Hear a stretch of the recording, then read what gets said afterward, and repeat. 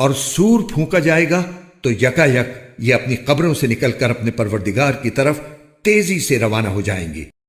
کہیں گے کہ ہائے ہماری کم بختی، ہمیں کس نے ہمارے مرقد سے اٹھا کھڑا کیا ہے؟ جواب ملے گا کہ یہ وہی چیز ہے جس کا خدائے رحمان نے وعدہ کیا تھا اور پیغمبروں نے سچی بات کہی تھی، اور کچھ نہیں، بس ایک زور کی آواز ہوگی جس کے بعد یہ سب کے سب ہمارے سامنے حاضر کر دیے جائیں گے۔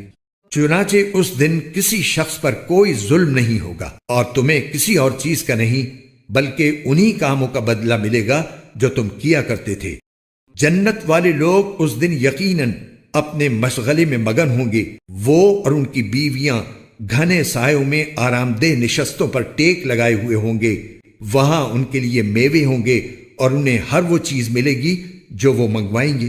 رحمت والے پروردگار کی طرف سے انہیں سلام کہا جائے گا، اور کافروں سے کہا جائے گا کہ اے مجرموں، آج تم مومنوں سے الگ ہو جاؤ۔ اے آدم کے بیٹو، کیا میں نے تمہیں یہ تاکید نہیں کر دی تھی کہ تم شیطان کی عبادت نہ کرنا، وہ تمہارا کھلا دشمن ہے، اور یہ کہ تم میری عبادت کرنا، یہی سیدھا راستہ ہے۔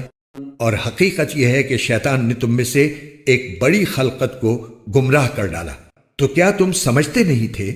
یہ ہے وہ جہنم جس سے تمہیں ڈرایا جاتا تھا، آج اس میں داخل ہو جاؤ کیونکہ تم کفر کیا کرتے تھے۔ آج کے دن ہم ان کے منہ پر مہر لگا دیں گے اور ان کے ہاتھ ہم سے بات کریں گے اور ان کے پاؤں گواہی دیں گے کہ وہ کیا کمائی کیا کرتے تھے۔ اور اگر ہم چاہیں تو یہی دنیا میں ان کی آنکھیں ملیا میٹ کر دیں، پھر یہ راستے کی تلاش میں بھاگے پھریں، لیکن انہیں کہاں کچھ سجھائی دے گا۔ اور اگر ہم چاہیں تو ان کی اپنی جگہ پر بیٹھے بیٹھے ان کی صورتیں اس طرح مسخ کر دیں کہ یہ نہ آگے بڑھ سکیں اور نہ پیچھے لوٹ سکیں۔